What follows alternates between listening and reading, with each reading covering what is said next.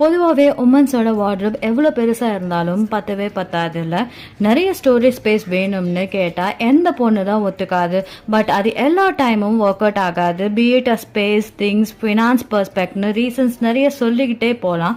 என்னோட இந்த வார்ட்ரோப்பில் just 2 columns இருக்கிறதுல நான் எப்படியெல்லாம் ஆர்கனைஸ்டாக வச்சுருக்கேன்னு பார்க்குறீங்கள. ரைட் ஃப்ரம் வெஸ்டர்னில் இருந்து எத்னிக் வரைக்கும் எல்லாம் நீட்டாக அடுக்கி வச்சுருக்கேன். ஐடியாஸ் வேணும்னா then stay tune for more upcoming videos. I literally segregated everything.